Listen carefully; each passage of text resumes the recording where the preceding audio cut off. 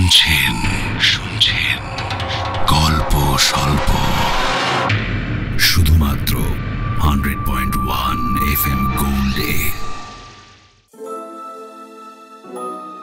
আন্তর্জাতিক নারী দিবসের মাসে 100.1 FM গোল্ডের বিশেষ নিবেদন গল্প স্বল্প অরিজিনালস গল্প সিরিজ রং তুলির চুপ কথা। আজ দ্বিতীয় পর্ব। লিখেছেন অর্পিতা সরকার। লেখিকার জন্ম নবদ্বীপের কাছে সমুদ্রগড়ে। কৃষ্ণনগর কলেজ থেকে বাংলায় স্নাতক এবং বর্ধমান বিশ্ববিদ্যালয় থেকে স্নাতকোত্তর ডিগ্রি লাভ করার পর কাজ শুরু করেন চাইল্ড ডেভেলপমেন্ট ডিপার্টমেন্টে। চাকরির পাশাপাশি করতে থাকেন নিয়মিত লেখালেখি। 2017 সালে কলকাতা বইমেলায় তাঁর প্রথম বই প্রকাশ হয়। তাঁর লেখা বেশ কিছু জনপ্রিয় বই হল কখনো মেঘ কখনো রোদ্দুর, প্রাণের আলাপ, নীরবে তোমায় দেখি, আমি চন্দ্রাবলী বলছি, ট্রাফিক সিগন্যাল ইত্যাদি। তিনি ভারত সরকারের সংস্কৃতি মন্ত্রকের পূর্বাঞ্চলীয় শাখা কর্তৃক পুরস্কারপ্রাপ্ত। 2023 সালে মুক্তধারা কর্তৃক রবীন্দ্র পুরস্কার পান। আজকের গল্প পাঠে অর্পণ, অপরূপা, বাসু, সায়ন, বিহঙ্গী, উজ্জ্বল, অমরজিৎ, অর্ণব, মধুমিতা, জয়শ্রী ও সৌমি। গল্পের সব চরিত্র কাল্পনিক, বাস্তবের সাথে কোনো রকম মিল সম্পূর্ণ কাকতালীয়। গল্পে ব্যবহৃত অপরাধের উল্লেখ সাধারণ মানুষকে সচেতন করার বার্তা বহন করে। গত পর্বে শুনেছি police officer Lagnajita Bhattacharya makeup artist বর্ণিতাকে জানায় তার আর্ট কলেজের বন্ধু বর্তমানে প্রফেসর অব্যয় মিসিং। এও জানা যায় মুন নাইট ক্লাবে কাজ করা এক মহিলা লাবণ্য মারা গেছে। খুন না আত্মহত্যা সেই তদন্তে নেমে লগ্নজিতা শুভদীপ ঘোষালকে জিজ্ঞাসাবাদ করে। এদিকে বর্ণিতা অব্যয়কে মনে মনে ভালোবাসে, তাই সে কোনোভাবেই অব্যয়ের সঙ্গে লাবণ্যর সম্পর্ক এবং লাবণ্যের মৃত্যুর সঙ্গে অব্যয়ের যোগাযোগ বিশ্বাস করতে পারে না। অব্যয় ও বর্ণিতার পুরনো বন্ধু রক্তিমের বাড়িতে বর্ণিতা, রক্তিমের স্ত্রী গুঞ্জা, কুণাল ও স্বর্ণদ্বীপের পুনর্মিলন হয়।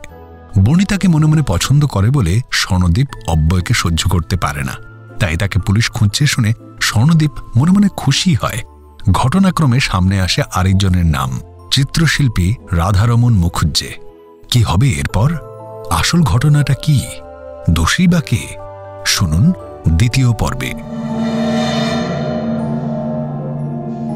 শুরু হচ্ছে গল্প স্বল্প অরিজিনালস গল্প সিরিজ রং তুলির চুপ কথা, দ্বিতীয় পর্ব।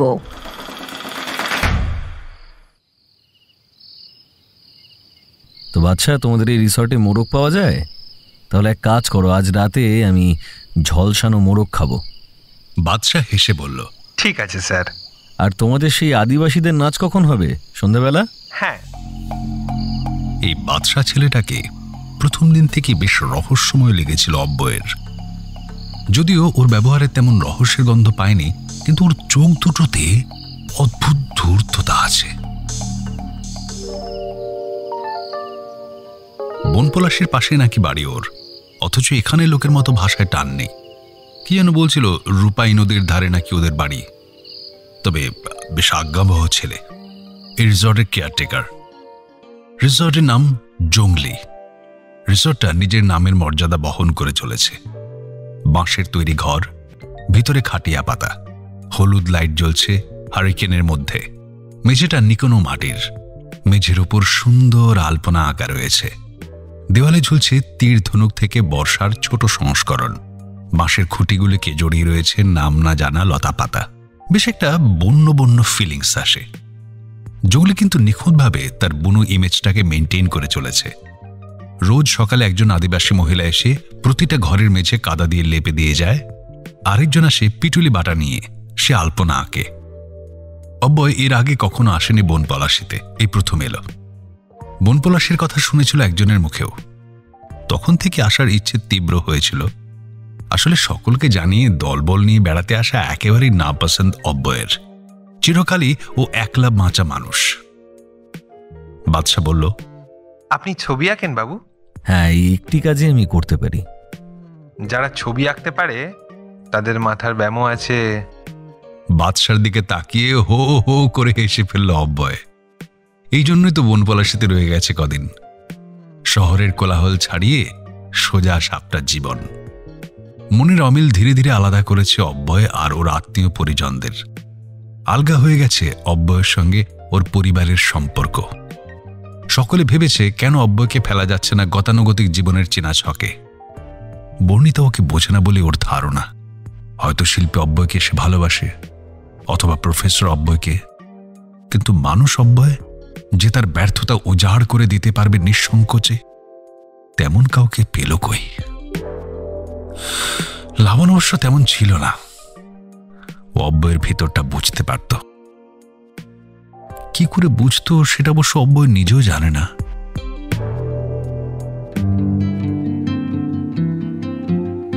লাবণ্যর সঙ্গে ওর দেখাটা নিতান্ত কাকতালীয়ভাবে হয়েছিল। আর্টের প্রয়োজনে একজন শিল্পীর বাড়িতে গিয়েছিল ও। তার ঘরের দরজায় নক না করেই ঢুকে পড়েছিল অব্যয়। চোখের সামনে দেখেছিল একটা কম বয়সী মেয়েকে সামনে বসিয়ে পোর্ট্রেট আঁকার কাজ চলছে।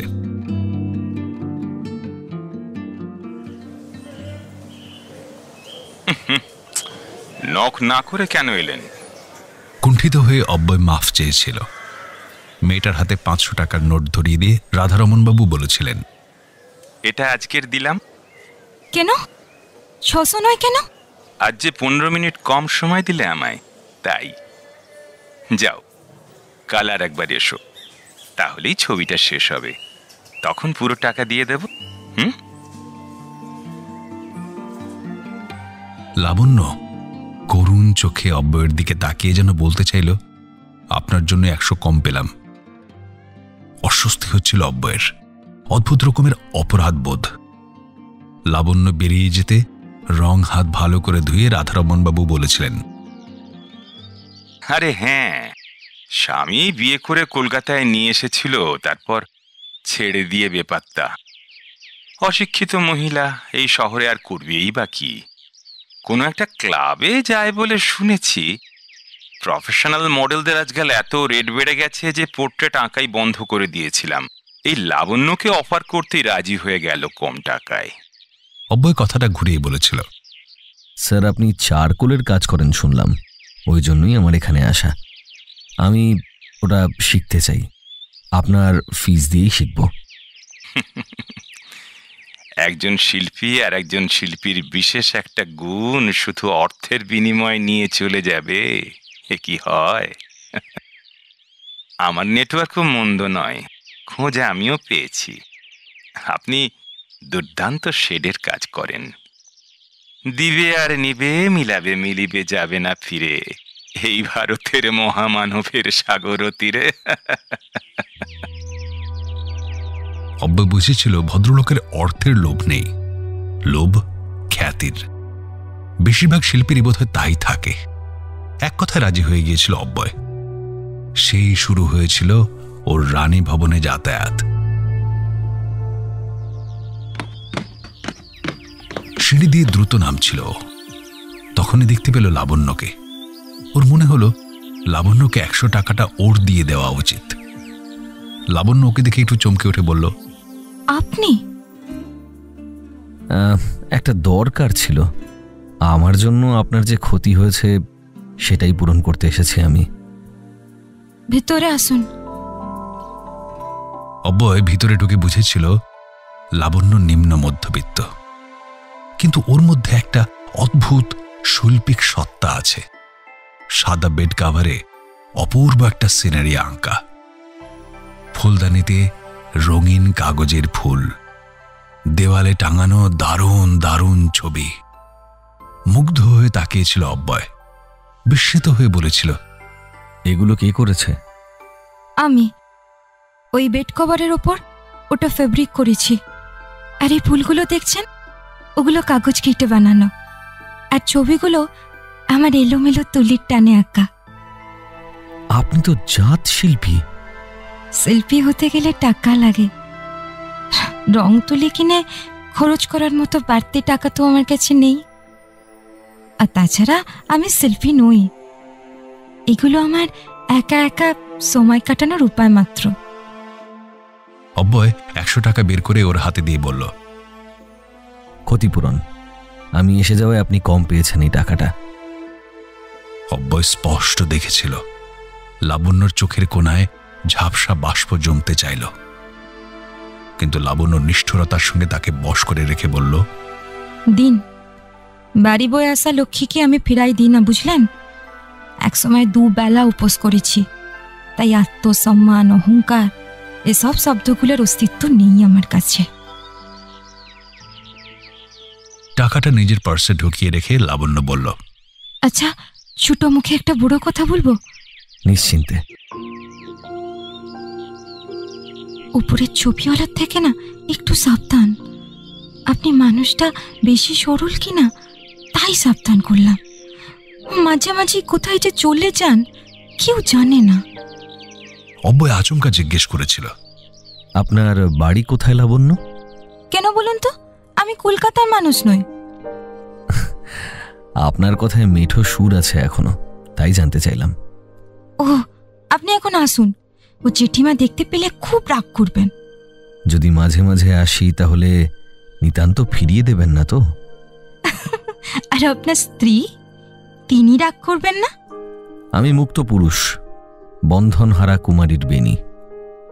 লাবণ্য অপলক তাকিয়ে বলেছিল, আসবেন, তবে গল্প করতে আসবো, ব্যাস।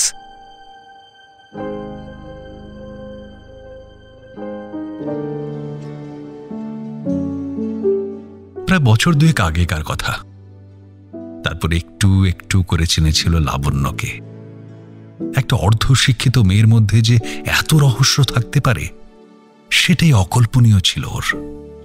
পরিচয় পর্ব যত দীর্ঘ হয়েছিল, অব্যয়ের সামনে উন্মোচিত হয়েছিল লাবণ্যের চরিত্রের বিভিন্ন স্তর।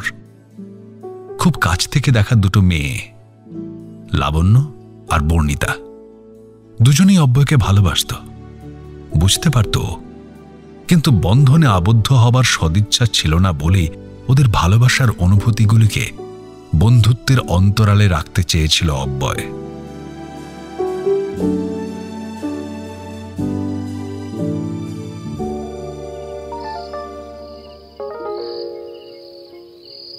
স্যার, নাচ শুরু হবে, যাবেন তো? বাদশা দাঁড়িয়ে আছে হাতে চা নিয়ে।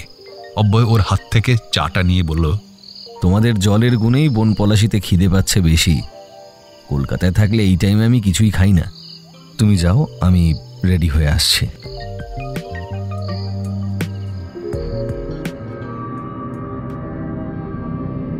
অফিস থেকে ফিরেই যে লগ্নজিতের মুখোমুখি হতে হবে ভাবেনি স্বর্ণদ্বীপ। এই অফিসের চূড়ান্ত বিরক্তিকর। আগের দিন আধ ঘন্টা কথা বলে বুঝেছে তীক্ষ্ণ প্রশ্নের ঝুলি নিয়ে ঘুরে বেড়ান মহিলা। ওকে দেখে চড়া হেসে লগ্নজিতা বলল, নমস্কার, আপনাদের বাড়ির পাশেই একটা ইনভেস্টিগেশনে এসেছিলাম। ভাবলাম পরিচিত মানুষ যখন আছে তখন দেখা করে যাওয়াটা ভদ্রতা। স্বর্ণদ্বীপ খুব জানে দেখা করতে অফিসার আসেননি, তবু দাঁতের দাঁত চেপে বলল, আসুন, ভিতরে আসুন, আমি জাস্ট ফিরলাম অফিস থেকে। লগ্নজিতা সোফায় বসে বলল, ডিউটিতে আছি, চা কফি বলার কোনো দরকার নেই, বসুন না, একটু গল্প করি। স্বর্ণদ্বীপ সেদিন রক্তিমকে ঠিক এটাই বলেছিল। অব্যয় ওদের কোনো কাজে আসেনি কোনোদিন, এখন গা ঢাকা দিয়ে বসে আছে আর ওদের রেপুটেশনের ফালুদা হচ্ছে কমপ্লেক্সে। লগ্নজিতা যে ওদের ফ্ল্যাটে এসেছে সেটা নিশ্চয়ই কমপ্লেক্সের কেউ না কেউ দেখেছে। হয়তো অলরেডি দ্বিতীয় দিন লগ্নজিতাকে এই কমপ্লেক্সে দেখে হয়তো এমন আলোচনা শুরু হয়ে গেছে যে স্বর্ণদ্বীপ এমন কিছু নিশ্চয় করেছে যে পুলিশ আসছে ঘন ঘন। আপনার নামটা কিন্তু বেশ ইউনিক, বুঝলেন স্বর্ণদ্বীপ? আপনি দেখতেও বেশ হ্যান্ডসাম, ভালো চাকরি করেন, তারপরেও বর্ণিতা এমন একটা ভুল করলো কি করে বলুন দেখি? স্বর্ণদ্বীপ এমন প্রশ্নের আকস্মিকতায় একটু চমকে উঠে বলেই ফেলল, কি ভুলের কথা বলছেন আপনি? আপনার বোধহয় বছর দুয়েক আগেই ডিভোর্স হয়ে গেছে, তাই না? কোনো সন্তান নেই, তারপরেও আপনি বিয়ে করেননি কেন স্বর্ণদ্বীপ? কোনো বিশেষ কারণ? আচ্ছা, আপনার মতো এমন মানুষকে ডিভোর্স কেন করলো আপনার ওয়াইফ? স্বর্ণদ্বীপ ঠান্ডা গলায় বলল, আচ্ছা, অব্যয় মিসিং বা লাবণ্য খুনের সঙ্গে কি ভীষণভাবে রিলেটেড আমার ডিভোর্সের ঘটনাটা? আমার মনে হচ্ছে অফিসার, আপনি কিন্তু অনধিকার চর্চা করে ফেলছেন। এটা আপনার ইনভেস্টিগেশনে জাস্ট কোনো প্রয়োজনই নেই। ছি ছি ছি ছি, এ বড় অন্যায়। তবে কিনা মনীষা ডিভোর্সের কারণটা জানিয়েছেন, বুঝলেন? হাজব্যান্ডের নেগলিজেন্স, মেন্টাল টর্চার, সেটা কেন করতেন মিস্টার স্বর্ণদীপ? এর কারণ কি বর্ণিতাকে না পাওয়া? একবার ভাবুন, বর্ণিতা অব্যয়কে ভালোবাসে, আর স্বর্ণদীপ ভালোবাসতো বর্ণিতাকে। বর্ণিতাকে বলে উঠতে পারেনি, কিন্তু অ্যারেঞ্জ ম্যারেজের পর থেকেই মনীষার মধ্যে বর্ণিতাকে খুঁজতে গিয়ে ব্যর্থ হয় স্বর্ণদীপ। অবহেলা আর মানসিক দূরত্ব তৈরি হয় দুজনের মধ্যে, তারপর ডিভোর্স। একটা তীব্র আক্রোশ তৈরি হয় অব্যয়ের উপরে। স্বর্ণদীপ খবর পায় অব্যয় একজন মহিলার ঘরে যায় নিয়মিত। কোনো মতে যদি অব্যয় ফেঁসে যায়, তাহলে বর্ণিতা ঘৃণা করবে অব্যয়কে। তখন বর্ণিতা আশ্রয় খুঁজবে। এদিকে নিশ্চিন্ত আশ্রয় তো রেডি। স্বর্ণদীপ বিস্মিত হয়ে ভাবছিল, এই মহিলা এত জানলো কি করে? থটরুটিং করে নাকি? সত্যি মনীষার মধ্যে স্বর্ণদীপ ক্রমাগত বর্ণিতাকে খুঁজে গেছে। রাগে আক্রোশে মনে হয়েছে, কেন বর্ণিতা অব্যয়ের মতো স্বার্থ সর্বস্ব ছেলেকে ভালোবাসল? বর্ণিতা কোনোদিন অব্যয়ের কোনো নিন্দে শুনতে চাইত না, বরং যে নিন্দে করত তার সঙ্গে কথা বলা বন্ধ করে দিত বর্ণিতা। বেশ কয়েক মাস স্বর্ণদীপের সঙ্গেও কথা বলতো না বর্ণিতা, শুধুমাত্র অব্যয়কে অহংকারী বলেছিল বলে। কলেজের দিনগুলো চোখের সামনে ভেসে উঠল স্বর্ণদীপের। বর্ণিতার নীলচে ওড়নাটা উড়ে গেল চোখের সামনে দিয়ে।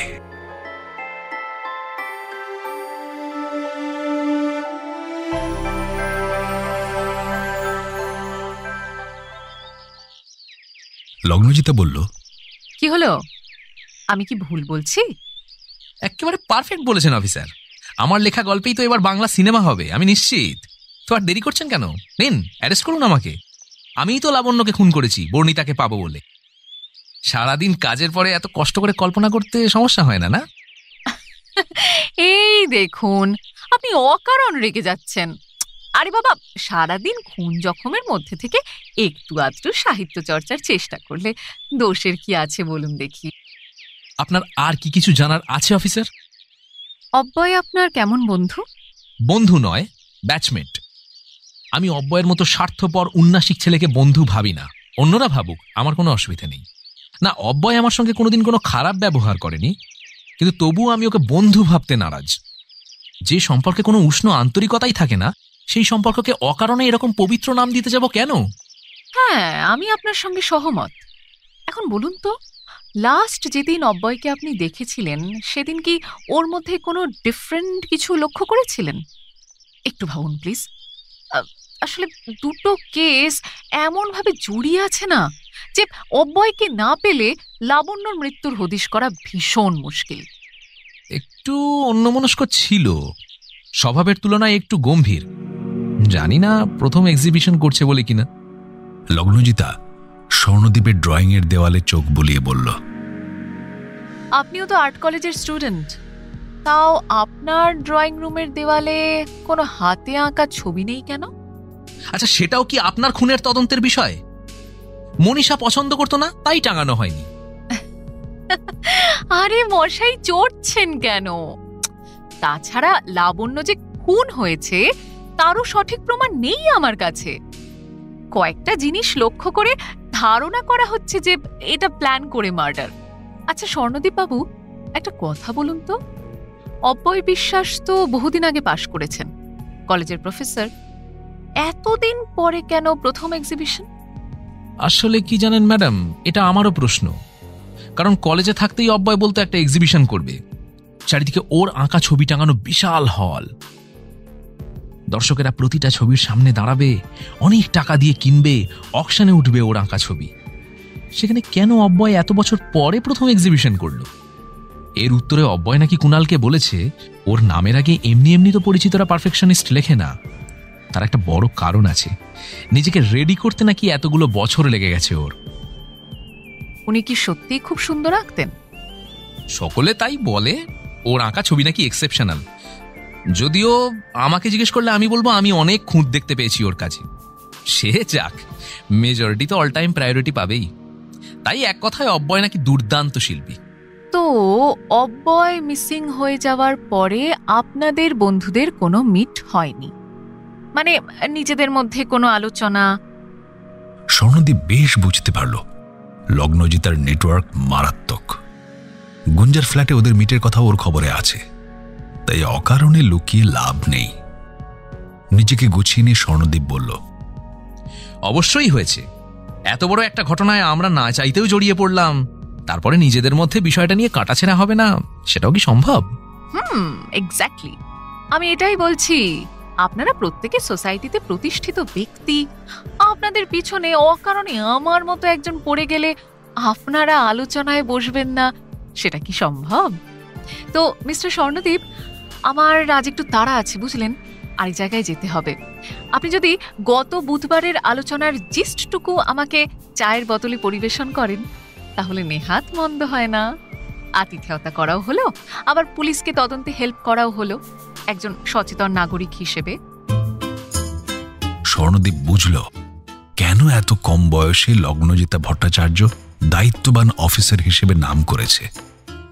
স্বর্ণদীপ হাসি মুখে বলল, প্রথমে গুঞ্জার কফিতে চিনি কম নিয়ে লেগ পুলিং, বর্ণিতাকে এখনো কলেজের মতো দেখতে আছে কেন তার বিশ্লেষণ, অব্যয় আদৌ মিসিং না শিল্পীর নীরবতা প্রয়োজন বলে ছুটি কাটাচ্ছে কোনো নির্জনে। ইদানিং পুলিশ অফিসারেরা বড্ড সচেতন হয়ে উঠেছে, তাই যেখানে ছাই নেই সেখানেও খড়কুটো জ্বালিয়ে ছাই তৈরি করার ব্যবস্থায় প্রচন্ড আগ্রহী হয়ে উঠেছে। অব্যয়ের বাবা মাই ওর কোনো খবর দিতে পারছে না, সেখানে কলেজ লাইফের বন্ধুরা।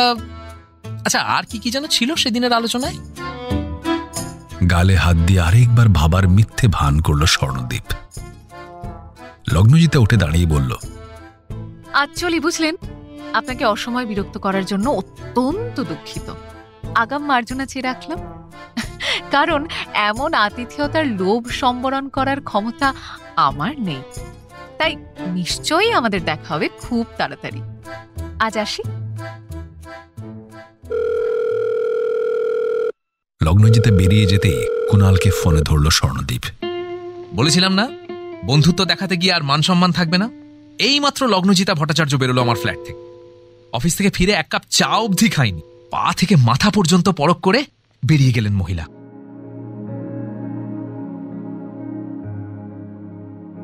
স্বর্ণদীপ ফ্যাশন ডিজাইন কোম্পানিতে সার্ভিস করে, মোটা অঙ্কের মাইনে পায়।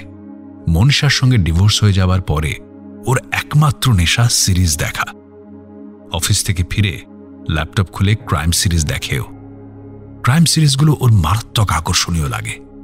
একেবারে সাধারণ মানুষ, রীতিমতো মধ্যবিত্ত ছাপোষা মানুষ, কি দুর্দান্ত প্ল্যান করে সিরিয়াল কিলার হয়ে যাচ্ছে। এরা কেউই খুনি নয়, অথচ একটার পর একটা ক্রাইম করছে নিখুঁতভাবে। আজকেও একটা ক্রাইম সিরিজের 9th পার্ট দেখার প্ল্যান ছিল ওর। বেবিকর্ন ফ্রাই আর কফি নিয়ে জমিয়ে বসবে ভেবেছিল, সব চৌপাট হয়ে গেল ওই অব্যয়টার জন্য।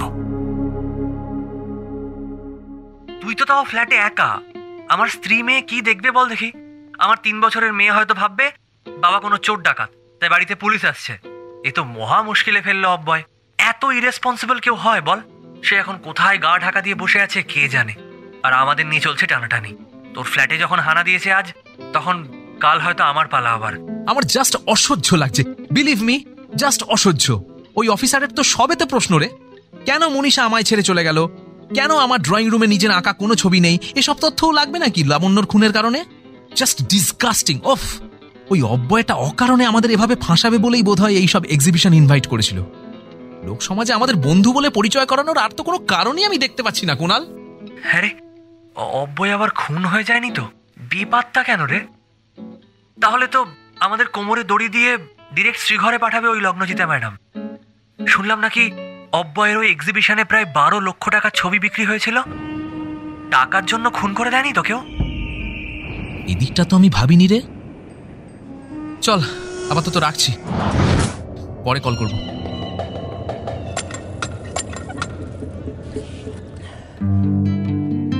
লগ্নজিতা কোনো খবর না দিয়েই রানী ভবনের ভিতরে প্রবেশ করল। লগ্নজিতার আন্ডারে মিস্টার প্রশান্ত রায় এই কেসটা নিয়ে ইনভেস্টিগেশন করছিলেন, কিন্তু প্রশান্তর এলোমেলো কথা লগ্নজিতার মনে সন্দেহ ঢুকিয়ে দিয়েছে। আর সন্দেহের বীজ বপন যখন থেকে, ঠিক তখন থেকেই প্রশান্তর কাছ থেকে কেসটার দায়িত্ব নিজের কাঁধে তুলে নিয়েছে ও। লাবণ্যের মৃত্যুর দিন লগ্নজিতা রানী ভবনে না এসে মস্ত ভুল করেছিল, এখন সেটা হাড়ে হাড়ে টের পাচ্ছে। ওই সময় লাবণ্যর ঘরের জিনিসপত্রের অবস্থান একবার দেখলেই হয়তো লগ্নজিতা বুঝে যেত এটা প্রি প্ল্যান মার্ডার নাকি সুইসাইড। এখন তার আর কোনো উপায় নেই। প্রশান্তর এলোমেলো রিপোর্ট আর শুভদীপ ঘোষালের অসংলগ্ন কথার উপরে ভরসা করেই এগোতে হবে কেসটা নিয়ে। এর মধ্যে লাবণ্যের সঙ্গে যে যোগাযোগ ছিল এমন দুটো মানুষ সম্পূর্ণ বেপাত্তা। কেসটা কেমন একটা রহস্যময় হয়ে উঠছে। লগ্নজিতা ভাবতে থাকে, কিছু একটা মিসিং আছে, ধরতে পারছি না। আচ্ছা, একবার গুছিয়ে ভাবা যাক। অব্যয় বিশ্বাস নামী আর্টিস্ট, অথচ ওর বন্ধুরা ওর প্রতি প্রসন্ন নয়। বর্ণিতা বি বেঙ্গলি চ্যানেলের মেকআপ আর্টিস্ট, অব্যয়কে ভালোবাসে অথচ লাবণ্যর সম্পর্কে শুনেও যে অবাক হলো না। শুভদীপ ঘোষাল প্রমোটার, অথচ রানী ভবনে কম টাকায় রেখে দিয়েছিল লাবণ্যকে, শুধুমাত্র জেঠিমার কথাতে। মৃত্যুর দিন লাবণ্যর ব্যাগে টাকা এলো কোথা থেকে? চুরি যে মোটিভ নয় সেটা বোঝা যাচ্ছে পরিষ্কার। ওই দিন ওপরের চিত্রশিল্পী রাধারমণও উপস্থিত ছিল। আবার আমার কাছে যা খবর, অব্যয় বিশ্বাসও সেদিন দুপুরের দিকে এসেছিল লাবণ্যর ঘরে। ঘাটা কেস পুরো। এত সব ভাবতে ভাবতেই বাড়িতে ঢোকার মুখে দেখা হলো একজন বেশ চটকদারি মহিলার সঙ্গে। লগ্নজিতাই জিজ্ঞেস করল, রানীবালা দেবী আছেন? মহিলা তীব্র দৃষ্টিতে তাকিয়ে বলল, বড় মা আছে, কিন্তু আপনি কি পুলিশের লোক? দাদাবাবু কোনো পুলিশের লোকের সঙ্গে বড় মার দেখা করাতে নিষেধ করেছেন। লগ্নজিতা সিভিল ড্রেসে এসেছে, তবু ওই মহিলার কেন সন্দেহ হলো সেটা ঠিক বোধগম্য হল না। অত্যন্ত সাবধানে বলল, আমি পুলিশের লোক নই, আমি লাবণ্যর দূর সম্পর্কের দিদি। রানীবালা দেবীর সঙ্গে একটু কথা বলতে চাই। লাবণ্য দিদি তো সুইসাইড করেছে, এখন আর এসে কি হবে? লগ্নজিতা কাঁদো কাঁদো মুখ খুলে বলল, আসলে খবরটা খবরের কাগজে পড়েই আমি এলাম এখানে। লাবণ্য ফোনে প্রায় জেঠিমার কথা বলতো বলতো রানীবালা দেবী খুব ভালো মানুষ। বড় মা লাবণ্য দিদিকে খুব ভালোবাসত। ওর স্বামী যখন ওকে ছেড়ে চলে গেল, তখন বিনা ভাড়ায় লাবণ্য দিদিকে রেখেছিল। অর্ধেক দিন আমিই খাবার দিয়ে এসেছি তাকে। শুকনো মুখে না খেয়ে বসে বসে কাঁদত। বড় মা খাবার পাঠালে খেতে পেত, যার জন্য তার এমন হাল। সেই স্বামীকেই কিনা। চলুন আপনাকে বড় মার ঘরে দিয়ে আসি। লগ্নজিতা বুঝল মহিলা কিছু একটা কথা গোপন করে গেল। লাবণ্যের সঙ্গে কি তার মানে রাজেশ ঘটির কোন রকম যোগাযোগ হয়েছিল আবার? লগ্নজিতা সতর্কভাবে বলল, আপনি তো সাবিত্রী দি, তাই না? আমার নাম কি করে জানলেন আপনি? আপনার খুব নাম করতো লাবণ্য, বলেছিল আপনি খুব ভালো মানুষ। বিশ্বাস বড্ড খারাপ জিনিস, বুঝলেন? যে মানুষ একবার বেঈমানি করে তাকে কি আর বারবার বিশ্বাস করা উচিত? লাবণ্য দিদির ভুলেই প্রাণটা গেল। লগ্নজিতা বুঝল সাবিত্রী বেশ অনেক কিছুই জানে এ ব্যাপারে, কিন্তু সংসার অভিজ্ঞ মহিলা, তাই পেট থেকে কথা বার করা সহজ নয়। বিশাল একটা ঘর, মেঝেতে সাদা কালো দাবার ছক। পুরনো বাড়ি, কিন্তু খুব ভালো মেনটেইন হয়, সেটা দেওয়ালের নতুন রঙের পোজ দেখেই বোঝা যাচ্ছে। ঘোষাল যেহেতু প্রমোটার, তাই জেঠিমাকে বেশ তোয়াজে রেখেছে। খাঁটি বার্মা সেগুনের পালঙ্কে আধশোয়া হয়ে বসে আছেন রানীবালা দেবী। দুঁদে উকিলের স্ত্রী ছিলেন, সেটা ওনার বাচনভঙ্গিমাতে বেশ পরিষ্কার। সারা জীবন স্বামীর পাশে থেকে বহু কেস দেখেছেন কাছ থেকে। সাবিত্রী রানীবালার কাছে গিয়ে বলল, বড় মা, লাবণ্য দিদির এক দিদি এসেছে, তোমার সঙ্গে কথা বলতে চায়। সাবিত্রীকে নির্দেশের ভঙ্গিমায় তিনি বললেন, এ ঘরেই নিয়ে আয় ওকে, আর চায়ের ব্যবস্থা কর। লগ্নজিতার দিকে বাইফোকাল চশমার মধ্যে দিয়ে তাকিয়ে মুচকে হেসে বললেন, এখনকার মেয়েরা যে কত স্মার্ট, পুলিশে জয়েন করেছো দেখে খুব ভালো লাগলো। আমি তোমায় তুমি বলি কেমন? হাজার হোক তুমি আমার নাতনির বয়সী। চিন্ময়ের তোমার মতো বয়সী একটা মেয়ে আছে। লগ্নজিতা কাঠের গদিওয়ালা একটা চেয়ারে বসল ধরা পড়ে যাওয়ার ভঙ্গিমায়। তারপর মিষ্টি করে ঘাড় নেড়ে বলল, অবশ্যই আমায় তুমি বলুন, কিন্তু চিন্ময় কে? আমার ভাইপো, শুভদীপের দাদা। শুভদীপের সঙ্গে তো তোমার কথা হয়েছে, তাই না? শুভ এসে বলেছিল তুমি কোনোদিন আসবে বলেছিলে। শুভ অবশ্য বলে গেছে ওর সামনে ছাড়া কোনোভাবে কোনো পুলিশের লোককে যেন আমি অ্যাটেন্ড না করি, কিন্তু আমার মন বলছিল তুমি আসবে। আমি খুব চাই লাবণ্যের খুনি ধরা পড়ুক। আমার কাছ থেকে সব রকম সাহায্য তুমি পাবে। নেহাত বাতের ব্যথাটা বেড়েছে, তাই আর ওপর নিচ করা হয়ে ওঠে না। তাই লাবণ্যর ঘরে যেতে চাইলে সাবিত্রী চিনিয়ে দেবে তোমায়। বাকি আমি সব রকম সাহায্য করব। মহিলার সঙ্গে 2 মিনিট কথা বললেই লগ্নজিতা বুঝতে পারল লাবণ্য নামক মেয়েটিকে খুব স্নেহ করতেন রানীবালা দেবী। লাবণ্য নামটা উচ্চারণ করার সময় গলাটা কেঁপে উঠল ওনার। ঠিক ভাড়াটে মালিকের সম্পর্ক ছিল না ওদের মধ্যে। লগ্নজিতা চট করে মোবাইলের ফটো গ্যালারিটা খুলে অব্যয়ের ছবিটা সামনে ধরে বলল, একে আগে দেখেছেন? একেই তো ভালোবেসেছিল হতবাকি। বড় ভালো আঁকতো ছেলেটা, ব্যবহারও ভালো ছিল। ভালোবাসতো? আপনি কি করে জানলেন? রানীবালা দেবী স্মৃতি রোমন্থনের মতো করে চোখ বন্ধ করলেন, ধীরে ধীরে বললেন, একদিন দুধ পুলি করেছিলাম। সাবিত্রী গিয়েছিল লাবণ্যকে দিতে। গিয়ে দেখে একটি ছেলে ওর ঘরে বসে আছে। আমায় এসে বিষয়টা জানিয়েছিল। আমি লাবণ্যকে ডেকে পাঠিয়েছিলাম। লাবণ্য এসে লাজুক মুখে বলেছিল, শিল্পী মানুষ, আমি শ্রদ্ধা করি, হয়তো ভালোবাসি, তবে উনি আমার সম্পর্কে ঠিক কি ভাবেন তা আমি জানি না। তবে আমার মতো অবাঞ্ছিত মেয়েকেও উনি সম্মানের চোখে দেখেন, এটুকুই প্রাপ্তি। লগ্নজিতা কাঁসার ভারী গ্লাসে মুখ দিয়ে বেশ খানিকটা ঠান্ডা জল এক নিঃশ্বাসে খেয়ে নিয়ে বলেছিল, লাবণ্যর পেশাটা কি আপনি জানতেন? জানতাম মানে আন্দাজ করেছিলাম, কখনো জিজ্ঞাসা করিনি। এই সমাজ কি এমনি এমনি টাকা দিচ্ছে, তাই বুঝে নিয়েছিলাম। তবে আমার কড়া নির্দেশ ছিল এখানে ওসব চলবে না। লাবণ্য আমার কথা রেখেছিল। সম্ভবত কোনো ক্লাবে কাজ করত। বাড়িতে আটপৌড়ে মেয়ে হয়েই ছিল। রাজেশকে আপনি চিনতেন? চিনতাম, তবে আলাপ ছিল না সেভাবে। আসলে লাবণ্যর সঙ্গে আমার আলাপ হয়েছিল কাকতালীয় ভাবেই। বাড়ির ভাড়াটেদের নিয়ে আমার কোনোদিনই খুব একটা ইন্টারেস্ট ছিল না। শুভই দেখাশোনা করত। আমি একদিন লক্ষ্মী পুজোর আলপনা দিচ্ছিলাম বারান্দায়। হাঁটুর ব্যথায় ভালো বুঝতে পারছিলাম না। লাবণ্য এসে জোর করে আমার হাত থেকে চালবাটার পাথরের বাটিটা কেড়ে নিয়ে গোটা বারান্দায় ছবির মতো আলপনা এঁকে দিয়েছিল। সে আলপনার দিকে তাকিয়ে চোখ ফেরানো তাই। রোগা রোগা শ্যামলা গরনের মেয়েটার মধ্যে যে এত গুণ আমি ভাবতে পারিনি।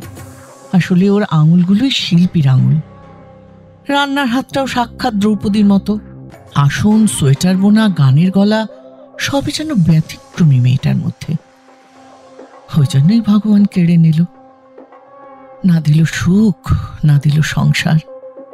কথায় বলে না, অতি বড় ঘরণী না পায় ঘর। আচ্ছা, অব্যয় কি রোজই আসতো? না না, রোজ আসতো না। সাবিত্রী ততক্ষণে চা নিয়ে ওই ঘরে এসে পড়েছে। সে বলল, 1 মাসে 1 বার কিংবা 2 বার আসতো, তবে এলে থাকতো অনেকক্ষণ। রং তুলি নিয়ে বসে থাকতে দেখেছিলাম। এই অব্যয় কি লাবণ্যকে কোনো টাকা দিত জানো? লাবণ্য বেশি কথা বলতো না, তাই এইসব বলেনি কখন। রানীবালা বললেন, রাজেশ, অব্যয় আর রাধারমন মুখুজ্জে, ওদের 3 জনের সঙ্গে যোগাযোগ ছিল লাবণ্যর বাড়ির মধ্যে। রাজেশ তো কবেই পালিয়েছিল, এখন এই 2 জন বেপাত্তা। আচ্ছা সাবিত্রীদি, রাজেশ এর মধ্যে এসেছিল কিনা জানো? আমার কি কোনো কাজ নেই নাকি? কে কখন আসছে যাচ্ছে হাতে দূরবীন নিয়ে বসে দেখবো? দিনরাত ব্যাংকের লোকজন আসছে, ওই 5 তলার কলেজের ছেলেগুলোর বন্ধু নিয়ে ঢুকছে বেরোচ্ছে, কে কার খোঁজ রাখে বলুন তো? তাছাড়া এর পরেও যদি রাজেশকে বাড়িতে ঢুকতে দেয় লাবণ্য দিদি, তাহলে আর কিছু বলারই থাকে না। আমি দেখিনি বটে, তবে গোপাল বলছিল রাজেশ বোধহয় মাঝে মধ্যে এসে টাকা দিয়ে যেত। বেঈমানকে আবার বিশ্বাস করলে এমন তো হবেই। পুরুষ মানুষকে যে অন্ধবিশ্বাস করবে সে মরবে। লগ্নজিতা দেখল সাবিত্রী রীতিমতো পুরুষ বিদ্রোহী। সাবিত্রীদি, আমাকে একবার লাবণ্যর ঘরটা দেখাতে হবে যে। রানীবালা চোখের ইশারা করতেই সাবিত্রী একটু সন্দেহের চোখে তাকিয়ে বলল, তার মানে আপনি পুলিশের লোক, তাই না? চলুন ঘরটা দেখিয়ে দিই। সিল করা ঘরের চাবি খুলে লগ্নজিতা পা দিল অপরিচিতা মৃত মেয়েটার ঘরের মেঝেতে।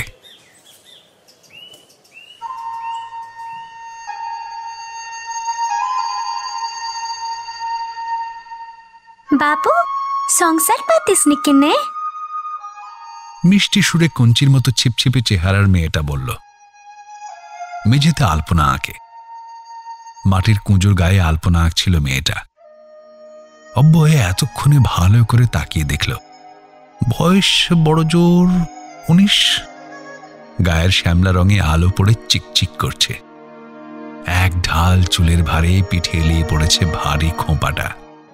মেয়েটা আবার বলল, বল না বাবু, সংসার পাতিস নি কেনে? বিহা করিস নি কেনে বটে? অব্যয় বলল, তোমার নাম কি? মেয়েটা অকারণেই লজ্জা পেয়ে ফিক করে হেসে বলল, শিমুল। পড়াশোনা করো না? কি হবেক, খিদে মিটবেক লাই। বিহা করিলিস, না হলে একলা লাগবেক বটেক। চলে গেছে শিমুল। বাদশাহ হয়তো ওয়েট করছে অব্যয়ের জন্য, ওদের বন পলাশির সান্ধ্য নৃত্য দেখতে নিয়ে যাবার জন্য। কিন্তু শিমুলের কথাটা শোনার পর অব্যয়ের মধ্যে অদ্ভুত একটা ভাঙার খেলা চলছে। যে একাকিত্বটাকে ও দিনরাত গালিগালাজ করে ওর থেকে দূরে সরিয়ে রাখার চেষ্টা করেছে এত বছর, সেই একাকিত্বের অনুভূতিটা আচমকা জাঁকিয়ে বসতে চাইছে ওর মন জুড়ে। ঠিক এভাবে লাবণ্য বলেছিল, সংসার পাততে মন চায় না হয়তো, কিন্তু বাধা পড়তে বড় ভয়। লাবণ্য, তোমার সংসারে আসক্তি আছে এখনো? পায়নি বললেই না রয়ে গেছে। সবে নুন তেলের কৌটাগুলো সাজিয়েছিলাম রান্নাঘরে। গ্যাসের আগুনে ফুট ধরেছিল আউশ চালে। ঘরময় গরম ভাতের গন্ধে আমি সংসারে হব ভাবছি, তখনই তো হাত বদল হয়ে গেলাম। রাজেশ ঘটির বউ লাবণ্য থেকে সোজা হয়ে গেলাম। হয়ে গেলে নিজেই নিজের অভিভাবক, তাই তো? আপনি আমাকেও সম্মান করেন? ভাবতে বড় অবাক লাগে যে। সম্মান করার মতো সমস্ত গুণ যে তোমার আছে লাবণ্য, তাই করতে বাধ্য হই। তথাকথিত সুন্দরী বা স্মার্ট কোনোটাই নয় লাবণ্য, তবু মেয়েটার মধ্যে অদ্ভুত একটা মায়া ছিল। ওর পাশে দুদণ্ড বসলে ক্লান্তি মিটত। এমন মেয়ের সঙ্গে কি জীবনানন্দের দেখা হয়েছিল কোনো এক নাটোরে? এমন মেয়েকে দেখে কি কবি লিখেছেন বনলতা সেন? হবে হয়তো।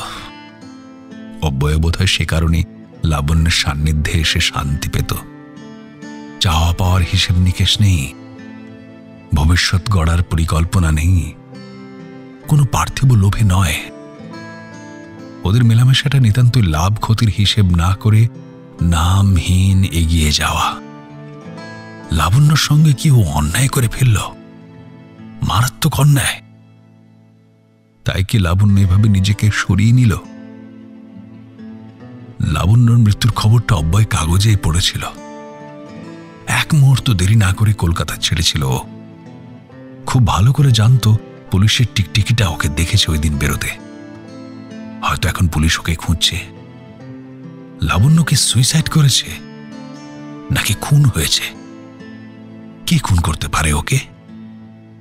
ভাবনার অতলে তলিয়ে যাবার আগেই বাদশা ডাকল, আসুন। অব্বই রেডি হয়ে গিয়ে বসল রিসর্ট থেকে একটু দূরে, টিলার মাথায়। মাঝখানে আগুন জ্বলছে। সে আগুনকে ঘিরেই এরা শুরু করবে নাচ। পাশে বেশ কিছু বেতের চেয়ারে বসে আছে কিছু পর্যটক। গলায় ক্যামেরা দেখলে বোঝা যায় এই ভ্রমণপ্রিয় বাঙালিকে। সামনের 5টা চেয়ার ছেড়ে পিছনের দিকেই বসল অব্বয়। নিজের ক্যামেরাটা রেডি করে রাখল। বিভিন্ন ভঙ্গিমায় ছবি তুলে নিয়ে যাবে ও। তারপর তাদের নিজের রং তুলিতে স্থান দেবে। মাদলে 2-4টে চাঁটি পড়েছে। আগুনের শিখাকে আরেকটু উস্কে দেবার জন্যই কেউ একজন চেলা কাঠ ভরে দিল উনুনে। ঠিক উনুন নয়, আবার ফায়ারপ্লেসের মতো আভিজাত্যও নেই। 4 চৌকো বাঁধানো জায়গার ভিতরে আগুনের লেলিহান শিখা। মাদল বাজতে শুরু করেছে। ঠিক সেই সময় অব্বয় খেয়াল করল মাত্র একটা চেয়ার দূরে যে মানুষটা বসে ছবি তোলায় নিমগ্ন, তাকে অব্বয় চেনে। হ্যাঁ, খুব ভালো করে চেনে। ব্রাউন কালারের একটা গরম ওভারকোটের মধ্যে নিজেকে ঢাকলেও অব্বয়ের শিল্পীর নজরকে ফাঁকি দেওয়া মোটেই সহজ কাজ নয়। লোকটাকে অব্বয়ের পিছু নিয়েছে, নাকি নিজের কাজে এসেছে, নাকি আপন মনে থাকবে বলে এসেছে? গোটা দিন এক প্রশ্নের অস্বস্তি মাথার মধ্যে ঘুরপাক খেয়ে গেল। ওদিকে ওই আগুনকে ঘিরে শুরু হয়ে গেছে বন পলাশির বিখ্যাত সান্ধ্য নৃত্য।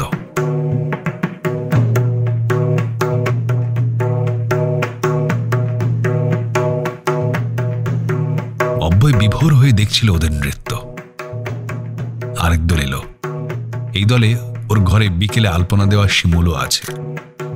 শিমুলের 2-4টে ছবি তুলল অব্বয়।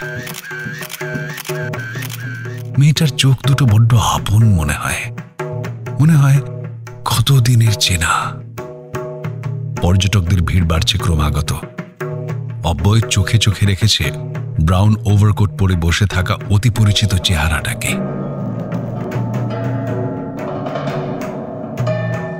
শিমুলদের দল চলে যেতেই ব্রাউন ওভারকোট উঠে দাঁড়াল। অব্বয়ও ভিড়ের মাঝে বাদশাকে খুঁজে পেল না। পিছন থেকে চেনা মানুষটাকে নিশ্চিত করার জন্যই নাচ দেখার মায়া কাটিয়ে অব্বয় পিছু নিল। উঁচু নিচু রাস্তা দিয়ে হাঁটছিল অব্বয়। ওর ঠিক 2 পা আগে আগেই হাঁটছে মানুষটা। অপরিচিত পথে কেউই খুব জোরে জোরে হাঁটতে পারছে না।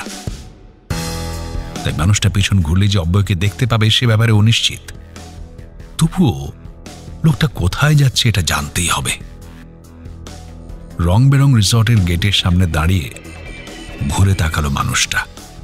না, অব্বয়ের ভুল হয়নি। রাধারমন মুখুজ্জে চোখে চোখ রেখে বলল, আমাকে ফলো করে বন পলাশিতে এসেছো? কিন্তু প্রফেসর, তোমাকে ওই যে লগ্নজিতা ভট্টাচার্য খুঁজছে। কারণ লাবণ্যের মৃত্যুর দিনে তুমিও বোধহয় সকালের দিকে গিয়েছিলে রানী ভবনে, তাই না? আর লাবণ্যের সঙ্গে আসনাই তো তোমারই বেশি ছিল, তাই না প্রফেসর? তাহলে আর এই গরিব ছবি আঁকিয়ের পিছনে ঘুরঘুর করে লাভ কি? কিন্তু মুখুজ্জে মশাই, লাবণ্য যে বলেছিল আপনি কদিন আগেও এসে ওকে হুমকি দিয়ে গিয়েছিলেন, প্রাণে মেরে ফেলবার হুমকি। রাধারমন মুখুজ্জে ভুরু কুঁচকে বলল, কদিন আগে তো লাবণ্য মরেনি, মরেছে সেদিন যেদিন সকালে তুমি বেরিয়ে গিয়েছিলে ওর ঘর থেকে। হ্যাঁ,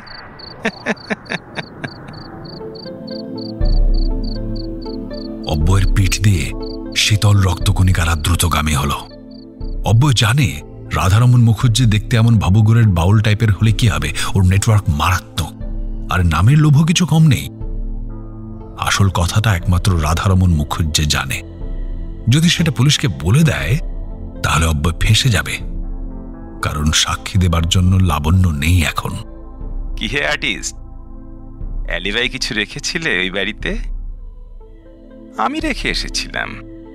সেদিনই গোপালের হাতে 10টা টাকা ধরিয়ে দিয়ে বলেছিলাম ছাদটা ঝাঁট দিয়ে দিতে। ও ঝাঁট দেবার পরে ওর সামনেই নিজের ঘরে চাবি দিয়ে আমি বেরিয়ে এসেছিলাম। গোপাল নিশ্চয়ই পুলিশের কাছে বলবে সে কথা। লাবণ্যের মৃত্যুর আগেই আমি ও বাড়ি ছেড়ে এসেছিলাম। এটা গোপাল আর সাবিত্রী দুজনেই দেখেছে। তোমার অ্যালিবাই তো আমি, আর্টিস্ট। আমার কাছে মোটিভ অবধি ক্লিয়ার, কেন তুমি লাবণ্যকে মেরে ফেলেছ। আর সেই মোটিভটা লগ্নজিতা ভট্টাচার্যকে বললে মন্দ হয় না। লাবণ্যের আত্মার শান্তির উদ্দেশ্যে এটুকু করাটা বোধ হয় আমার কর্তব্য। অন্তত সহভাড়াটে হিসেবে এটুকু তো ডিজার্ভ করে মেয়েটা। কি বলো প্রফেসর? স্থবিরের মতো দাঁড়িয়ে রয়েছে অব্যয়। লোকটাকে দেখে এতটা ভয়ানক কোনোদিনও মনে হয়নি অব্যয়ের। তবে লাবণ্য বারংবার বলতো রাধারমণ মুখুজ্জে হলো বিষধর সাপ, যাকে দেখতে ঢোঁড়ার মতো লাগলেও আসলে তা নয়। এই মুহূর্তে অব্যয় বুঝতে পারল লাবণ্যর কথাটা অক্ষরে অক্ষরে সত্যি। ভুলে যাচ্ছেন কেন? আপনার কিছু সিক্রেট আমিও যে জানি।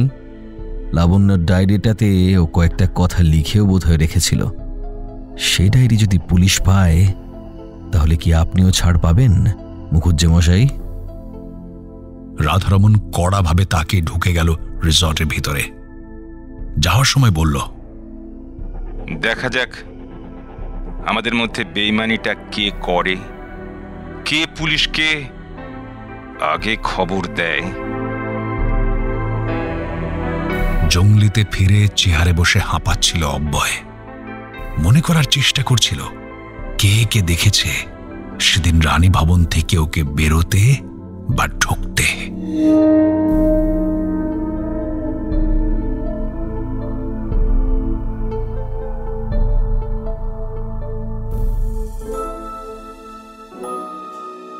গল্প স্বল্পতে শুনলেন গল্প স্বল্প অরিজিনালস গল্প সিরিজ রং তুলির চুপ কথা দ্বিতীয় পর্ব।